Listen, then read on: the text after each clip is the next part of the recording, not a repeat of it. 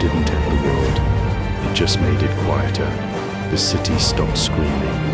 Once the bombs landed, once the skies turned black, and the oceans caught fire, we called it World War III, but it wasn't a war. It was an extinction rehearsal. Empires rose from the ashes, each one colder than the last. The US Dominion, the Eurasian Empire, New Japan. They weren't fighting for peace. They were fighting for the last pieces of a broken world. We built weapons that could erase memories.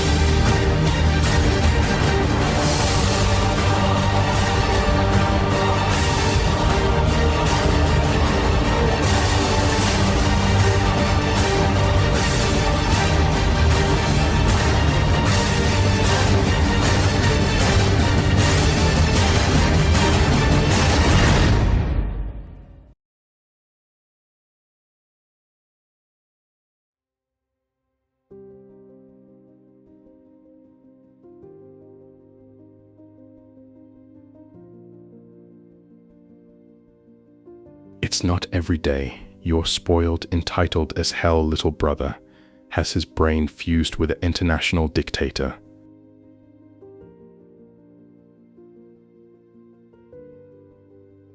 Abe, what the? Are you gonna be alright? Now who would like to rebuild the American empire? What the fuck? I shall tell you what happened, but beware. The information I will tell you may destroy entire governments. Be careful, you have been warned. What's this? Is that a swastika?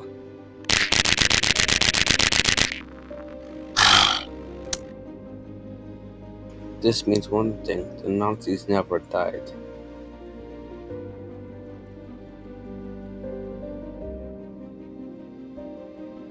It was not always like this. There was once peace. The truth is, war never ends. It just goes underground. It has for centuries. No matter what, no matter how many lives are lost, no matter how many fatalities, no matter how many bombs are dropped, it always comes back. Bigger, deadlier, more explosive. And always has. My name is H.Y.D.R.A, and I'm a H.Y.D.R.A operative. I know from experience.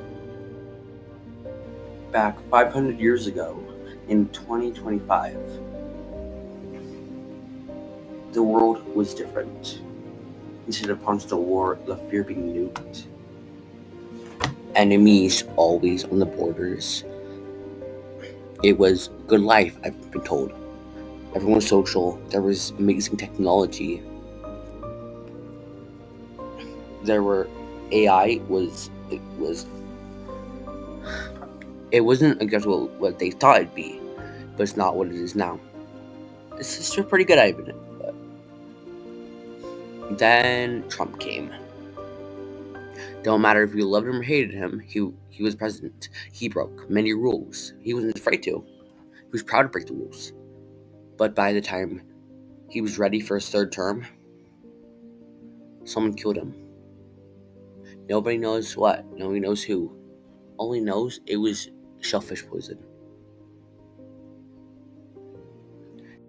Hey, folks, so I have been told some stupid Russians have thought I'm a Nazi. I mean, that's crazy. So America is becoming weak, so say goodbye to the United States of America and hello to the U.S. Dominion. Wait, is that a sniper? While the U.S. Dominion was busy rebuilding, Russia struck first. Since there was no one else to stop them, they knew they could take everything. They headed west to Europe. they took over France, Germany, Ireland, England. Those who accepted were absorbed. Those who resisted were crushed. And then when Eurasia went east, everything fell. Even Kim Jong-un knew there was no fate. And then there's us, New Japan. When Japan decided they couldn't stop being invaded by Eurasia,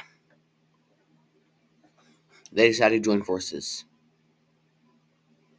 We chose China and India because it was next. After Japan became territory, they'd be next. We didn't invade, we protected. And we did it with H.Y.D.R.A. H.Y.D.R.A was the military, it was a weapon. Since all the other types of warfare was useless, military, army, marines, air force, space force, the government decided they were too inefficient, and they were, against Eurasia and the U.S. Dominion. But H.Y.D.R.A is different. We attack. We attack before we eliminate the threats before they even reach our shores. We eliminate targets before they even know their targets. The only people disappear without knowing a thing. They don't even know they died. But that all changed. When I turned 21, Japan decided it's time for me to quit. That does not mean I have. As you see, I still record. I still look at what happened. And you see, zusamenbruch, something is coming, something big. And unless I do something about it, there will be nothing anybody can do to stop what's coming. That means I have to do the one thing that I never thought I'd have to do. Come home.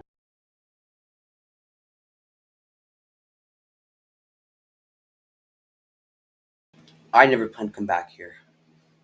This place is literal hell. Only thing here is bad memories. The only thing. I walk in, the front door was unlocked, as usual. Or, of course it was. I don't remember the first time I felt hate. Maybe it's when I was 5 years old, sitting at a kitchen table with a textbook bigger than my head, trying to solve calculus problems while my little brother Abe played outside. Maybe it's when I was 8, when I stayed up for 3 days straight, studying for quantum physics equations, because my father said sleep is for failures.